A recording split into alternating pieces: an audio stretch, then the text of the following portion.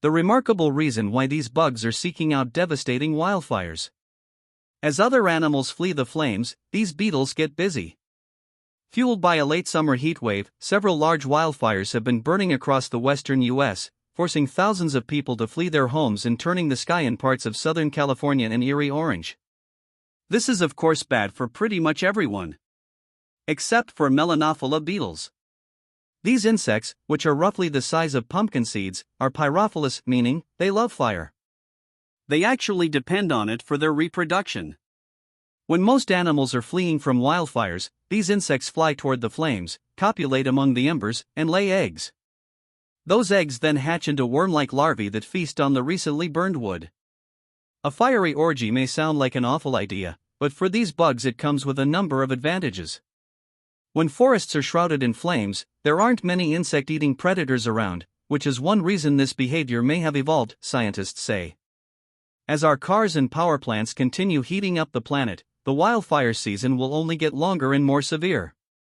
Animal adaptations like this offer some useful perspective. They remind us that climate change won't just be a dead end for all creatures. Some species are hot for heat. How fire beetles find flames. Although these beetles don't look all that remarkable, they have an impressive anatomy. Like home security systems and night vision goggles, their bodies contain infrared sensors. These sensors, known as sensory pit organs, detect infrared radiation, which is a proxy for heat. Located on the insect's underside, those pits point them in the direction of a fire. Using sensors in their antennae, these beetles may also be able to detect smoke.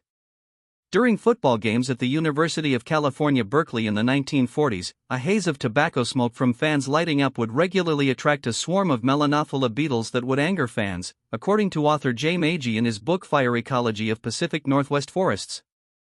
Since cigarettes don't emit much heat, researchers suspect it was the smoke that may have drawn them in. Using these sensory systems, fire beetles can detect flames from enormous distances. One study in 2012, based on modeling, suggests that these firebugs can become aware of large fires from roughly 80 miles away, or about the distance between New York City and Philadelphia. So often where you find fire, you find fire beetles. Firefighters know this fact all too well. Wildland firefighters hate these beetles. Lynn Kimsey, an entomologist at the University of California, Davis and director of the Bohart Museum of Entomology, told me last year. When you're working on a fire line, especially around trees that are burning, the beetles will come in big numbers, and they'll get into your turnouts and bite. The bites feel a bit like a bee sting, and sometimes firefighters wear bee veils to protect themselves. Why these beetles seek out scorched earth?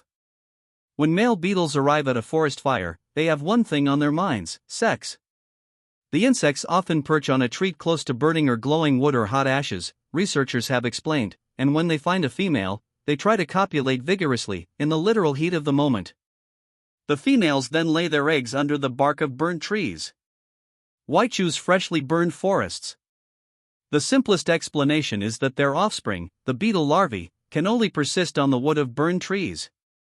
When a tree has been scorched by flame, it has a weak or non-existent defense system, allowing the beetles to easily bore through wood under the bark.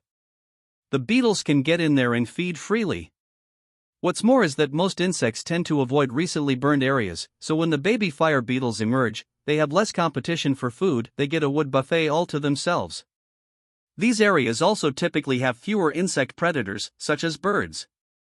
Although, in a remarkable example of evolution, some species, like the black-backed woodpecker, have evolved to eat fire-associated insect larvae.